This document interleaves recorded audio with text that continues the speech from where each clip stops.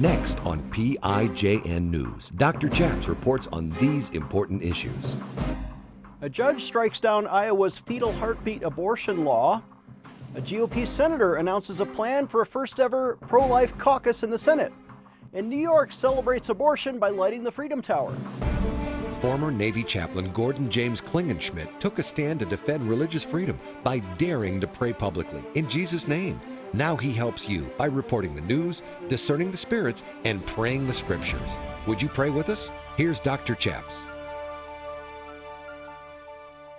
God bless you in Jesus' name. My name is Chaplain Gordon James Klingenschmitt, Dr. Chaps, and you're watching PIJN News. On this show, we like to do three things. We report the news, we discern the spirits, and we pray the scriptures in Jesus' name. Are you ready to pray the news with us? Here's our first story.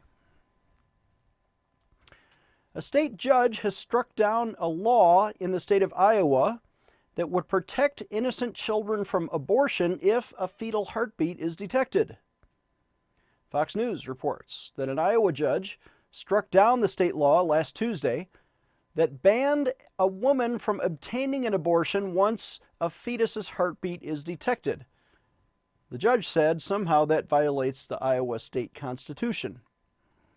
Judge Michael Huppert wrote that the measure was counter to both the due process and equal protection provisions of the Iowa Constitution by not being narrowly tailored to serve the compelling state interest in promoting a potential life. What about the baby's due process? What about the baby's equal protection? He didn't count that. Judge Huppert also cited several cases in federal court, including decisions in 2015 and 2016, when the St. Louis-based 8th U.S. Circuit Court of Appeals indicated that such laws might be unconstitutional. The Supreme Court of the United States has not said so. But a legal challenge by abortion providers like Planned Parenthood of the Heartland and the Emma Goldwyn Clinic kept this Iowa state law from taking effect last July. Fetal heartbeats can be detected as early as 6 weeks into pregnancy, making the Iowa law perhaps the most restrictive anti-abortion measure in the United States. Governor Kim Reynolds of Iowa, a Republican who signed the bill into law in May, said the following, quote, "I am deeply disappointed in today's court ruling because I believe that if death is determined when a heart stops beating, then a beating heart indicates life," end quote. Another Republican, Representative Sandy Salmon, who was the main sponsor of the bill in the House, was also disappointed when the judge ended the case before it could be tried before a jury. A jury might have ruled for life, but instead the judge stopped it short. Representative Salmon said the following, quote, "He didn't even let it go to trial so that an unborn baby could be defended in court," end quote. She said she hopes the state appeals the ruling to the Iowa Supreme Court, and she suspects Republicans will work on further legislation to make corrections in anything the courts have said needs to be fixed. And that's the news. Our thanks to Fox News for that report. Let's take a moment and discern the spirits. In this story, we have a pro-life governor, we have pro-life legislators, we have an anti-life judge who authorizes killing children because somebody's due process. What about the baby's due process, right? But anyway, those are the human actors in the story. Where are the spirits in this story? How do you discern the Spirit of God in some legislators, the spirit of the devil inside of others? You look by the moral indicators of the moral actions of the humans involved according to biblical standards. So, when the Bible says, for example, in Jeremiah 1, let me read this verse. God said to Jeremiah, "Before I formed you in the womb, I knew you. Before you were born, I sanctified you. I ordained you as a prophet to the nations." That scripture teaches that life begins not only at conception, but before conception, in the mind of God, before we were born. God ordained us and chose us for his purpose and for his calling. So when the Bible says God values the life. The Spirit of God would say, protect that life. And thank God for the pro-life legislators who are trying to do that. When the Bible says, don't kill an innocent life, don't shed, God hates hands that shed innocent blood, then the demonic spirit is whispering in the mind of that judge to go ahead and kill life before it begins. And Judge, we are deeply disappointed in your agreement with the demonic spirits. Let's pray about this. Would you pray with me? Father in heaven, we do pray in Jesus' name that you will vindicate those whose lives are being snuffed out, that you will help us change the law, help the courts interpret the law properly so that children will be protected, not just in Iowa, but across the United States. We pray in Jesus' name. Amen. Let's take a short break. When we come back, a GOP senator announces the first ever pro-life caucus in the U.S. Senate. Dr. Chaps will be right back with more PIJN news. Take action today. Dr. Chaps needs you to sign an important online petition. Today, I want to invite you to sign a critical petition to defend innocent babies and to end abortion in America. On this show, we like to pray and petition God, but we also need you to take action today by petitioning Congress to stop the taxpayer-funded child killing, especially by defunding Planned Parenthood, America's #1 abortion provider. Why are your taxes paying to murder innocent children in the womb? Well, if Congress would simply define personhood as life beginning at conception, we can reverse Roe v. Wade. Please join me today by signing this important petition to Congress. Visit prayinjesusname.org. Again, that's prayinjesusname.org and sign your petition today. Sign today's petition right now. Again, visit prayinjesusname.org to sign our petition right now. Are you frustrated at the direction your country is headed? Are you ready to fight for a cause and change the world? Do you believe God has called Christians to make a difference? Announcing a new book by Chaplain Gordon Klingenschmitt entitled How to Liberate the World in 30 Days, a step-by-step guide to take back your country. Dr. Alan Keyes wrote the foreword saying, "This book needs to be placed in the hands of every millennial and Bible-believing pastor in America." In How to Liberate the World in 30 Days, Gordon Klingenschmitt equips you with 30 powerful political tools in a 30-day devotional. His 15 inspiring true stories of political victory prove the effectiveness of these methods. You don't even need to get elected to take back your government. By becoming the media, gathering petitions, building an army, and prayerfully fighting the right enemy, you can reverse bad laws and help establish the kingdom of God right now. But if you read this book, you just might get elected too. Order your copy today. It's available in the Superstore at WND.com, on Amazon, and you can get the first chapter free right now if you visit the website schoolofliberty.org. Again, that's schoolofliberty.org. That's schoolofliberty.org. It's time to take back your country.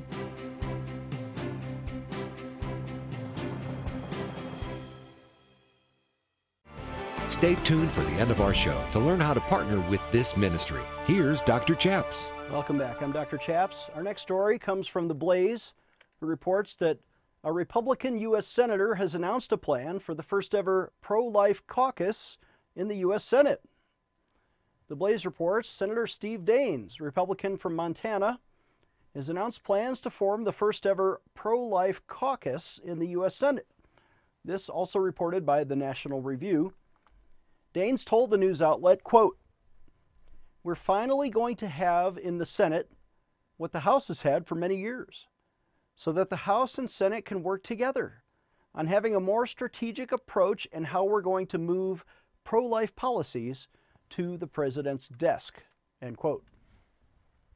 Since 1981, the U.S. House of Representatives has already had a pro-life caucus, which is currently co-chaired by Representative Chris Smith, Republican from New Jersey, and Dan Lipinski, who is a Democrat from Illinois, according to the report.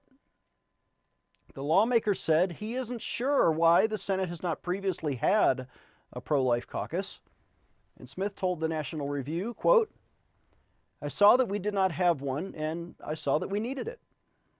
This will allow us to bring the pro-life groups that work off the Hill, as well as pro-life senators and other staff on the Hill, to unify us so we're all pulling in the same direction to advance the pro-life cause, end quote. Other pro-life senators have already expressed an interest in joining, he added. Republicans have a slight majority in the Senate, 53 seats out of 100, but they lack the 60 votes needed to override any Democratic legislative filibuster and pass standalone pro-life bills. Although the GOP's main focus is confirming judges to the district courts and circuit courts, Daines believes that the ProLife Caucus can also help the GOP accomplish some key pro-life objectives. He said, quote, "We'll keep the fight up on important legislation like the Pain Capable Protection Act and the Born Alive Infant Protection Act. We'll be looking for some ways we can find common agreement, for example, on late-term abortion. That should be stopped. There is no reason the pain-capable bill isn't getting 60 votes. Public opinion is on our side there," end quote. And that's the news. Our thanks to The Blaze, the National Review, and of course, Senator Steve Daines from Montana. You can tell a pro-life congressman, so far as they do not legislate compromise bills that also enable abortion, right? Because there's some bills, let's talk about the Pain Capable Protection Act for a second. The bill says if a fetus feels pain, you can't kill it, but before it feels pain, you can kill it. I mean, they're actually legislating abortion for some babies who are not covered by that, not protected, that it's okay to go ahead and kill them by abortion. Well, that's a compromise bill. And to me, the part that kills even one child makes it disqualified for my support. I think life begins at conception, and what we ought to simply say is Roe versus Wade was wrongly decided, and we shall therefore ignore it.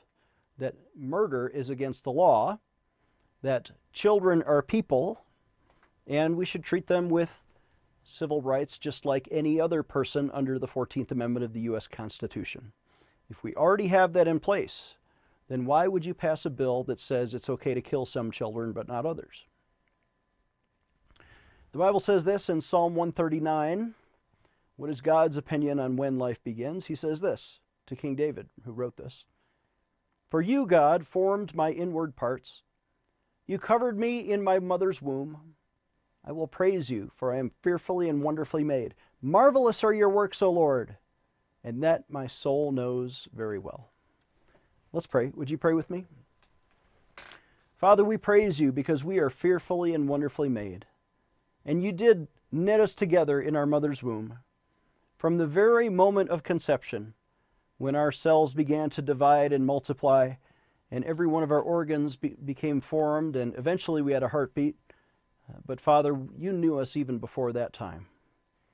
And Father, we pray that America will define life the same way that you do, as not only beginning at conception, but beginning in the very heart and choice and destiny given to us by Almighty God.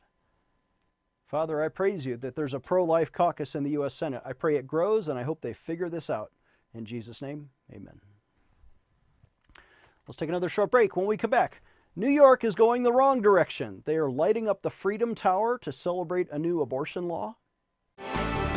Dr. Chaps will be right back with more PIJN news. Take action today. Dr. Chaps needs you to sign an important online petition. Today, I want to invite you to sign a critical petition to defend innocent babies and to end abortion in America.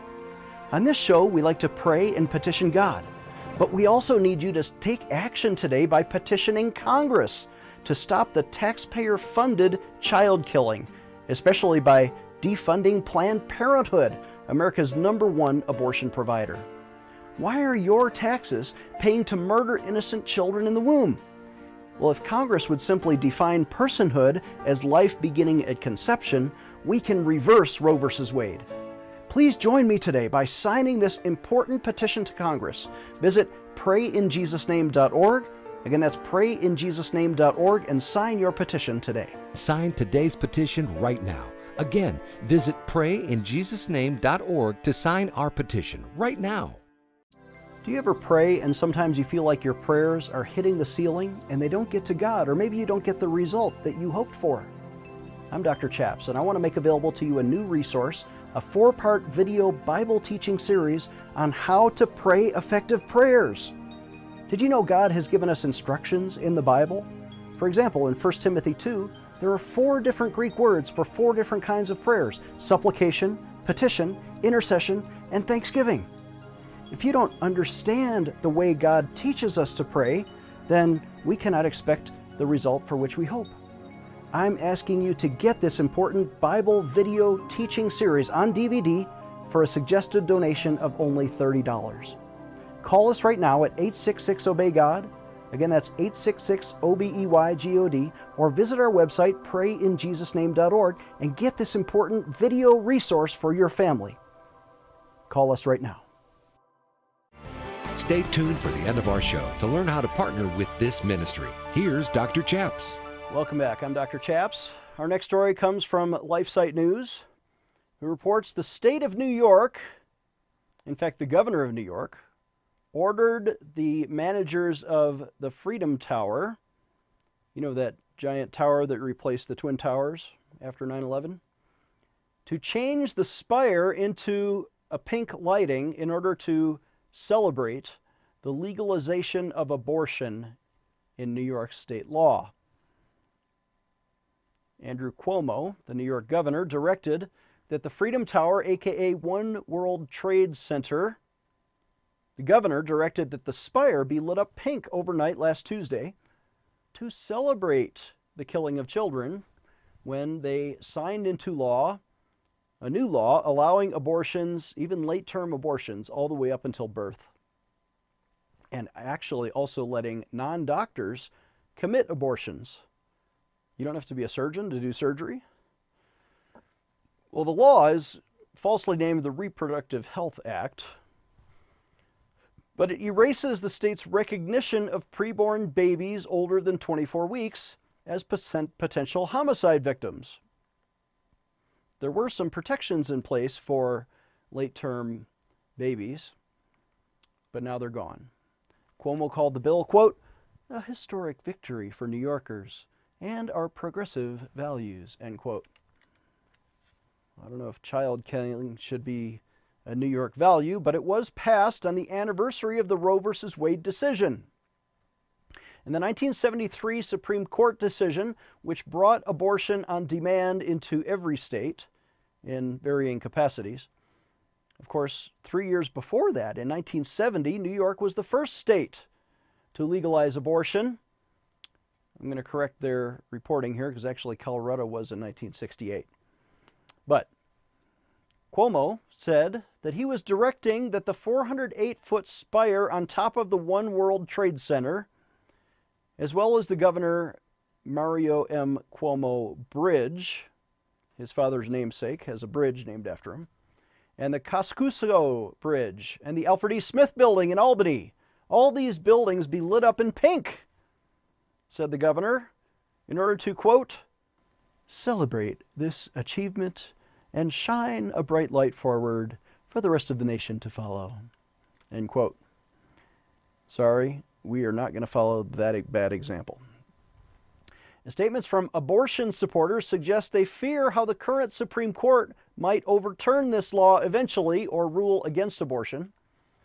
Cuomo said, quote, in the face of federal government intent on rolling back Roe v. Wade and women's reproductive rights, I promised that we would enact this critical legislation within the first 30 days of the new session. And we got it done, end quote. And that's the news. Our thanks to LifeSite News for this report. So here we are. Let's say we're in New York, right? And we have a Democrat governor who now has, for the first time in many years, both a Democrat House and a Democrat Senate.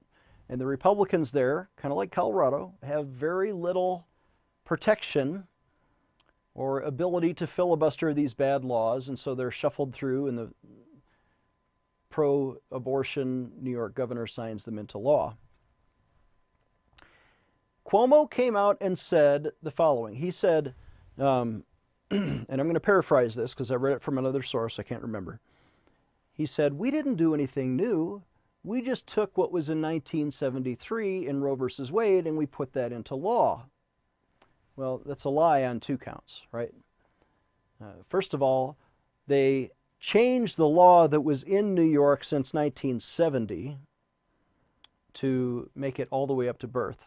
And secondly, they changed the part that was after 24 weeks of pregnancy, that the child will no longer be protected in case of a homicide.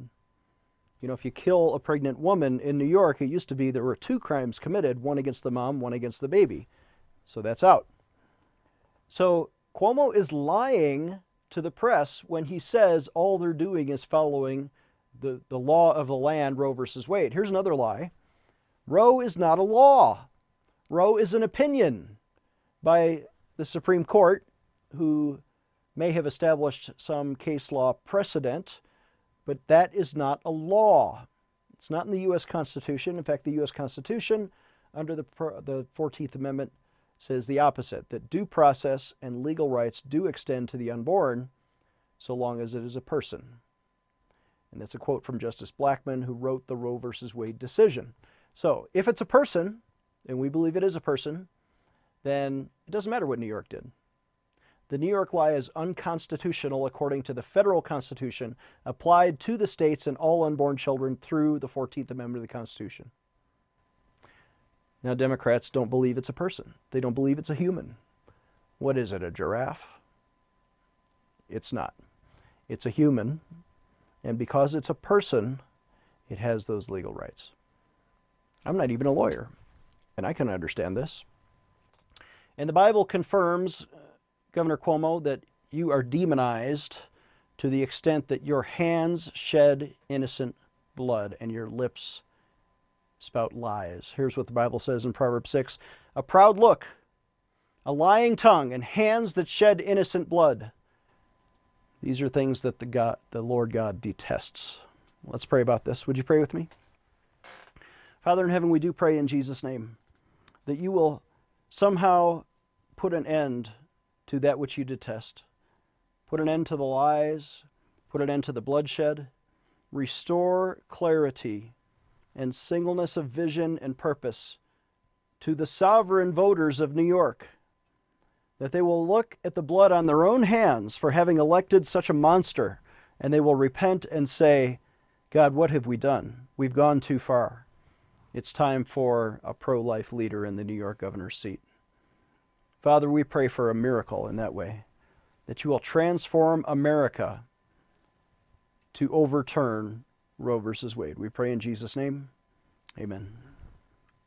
Let's take a short break, and I'll have a word to conclude the show. This is PIJN News, defending your religious freedom. Dr. Chaps will be right back. Do you ever pray and sometimes you feel like your prayers are hitting the ceiling and they don't get to God, or maybe you don't get the result that you hoped for? I'm Dr. Chaps, and I want to make available to you a new resource, a 4-part video Bible teaching series on how to pray effective prayers. Did you know God has given us instructions in the Bible? For example, in 1 Timothy 2, there are 4 different Greek words for 4 different kinds of prayers: supplication, petition, intercession, and thanksgiving. If you don't understand the way God teaches us to pray, then we cannot expect the result for which we hope.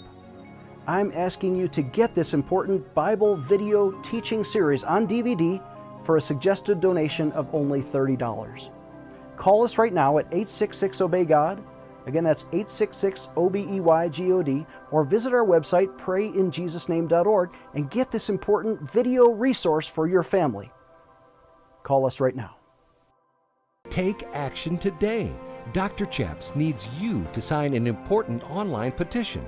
Today, I want to invite you to sign a critical petition to defend innocent babies and to end abortion in America.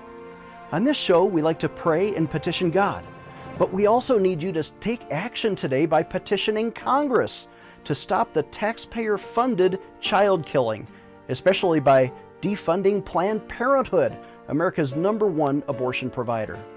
Why are your taxes paying to murder innocent children in the womb? Well, if Congress would simply define personhood as life beginning at conception, we can reverse Roe v. Wade. Please join me today by signing this important petition to Congress. Visit prayinjesusname.org. Again, that's prayinjesusname.org, and sign your petition today. Sign today's petition right now. Again, visit prayinjesusname.org to sign our petition right now. Defending your religious freedom. Here is Dr. Chaps. Thank you for watching, and thank you for supporting us. You know, there are almost no other news programs that are going to bring you this kind of reporting. Where and when are you going to see a TV news anchor stop and pray with his audience after every story? Or quote the scriptures and bring us important words of discernment? We are unique. And I pray that you think we're a blessing when we come into your living room with this TV program, but we can't do it without you. We need your support to bring you and produce these programs and stay on the air. Please call us today with your best pledge at 866-OBEY-GOD. It's a toll-free number. Operators are standing by during business hours, or leave a message, we'll get back to you. 866-OBEY-GOD is our toll-free number. And even if you cannot give, just call us for prayer. Just call us to encourage me. Just leave a message and say, Chaps, we're thinking about you. We're standing with you in prayer. We love your program, PIJN News. Would you call me today? The Bible says this in Luke chapter 6. Give and it will be given to you. Good measure, pressed down, shaken together, and running over. It'll be put back into your bosom. For the same measure that you use for others, it'll be measured back to you.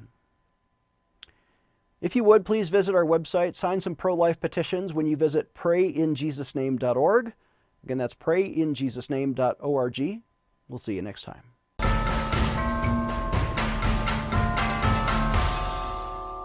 Today I want to invite you to sign an important petition to Congress to protect military chaplains, especially their right to pray publicly in Jesus' name.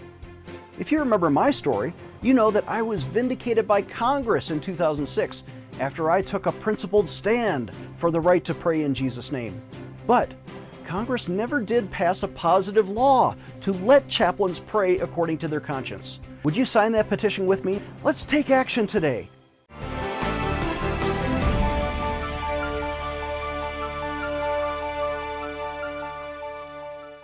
Dr. Chaps needs your financial support to stay on the air. Would you please send your best donation today? Please visit prayinjesusname.org to donate online. Or you can mail a check to Pray in Jesus Name Ministries, Post Office Box 77077, Colorado Springs, Colorado 80970. You can also call us toll-free right now at 866-OBEY-GOD. That's 866-OBEY-GOD. Please sign up for our free emails at prayinjesusname.org. Again, that's prayinjesusname.org.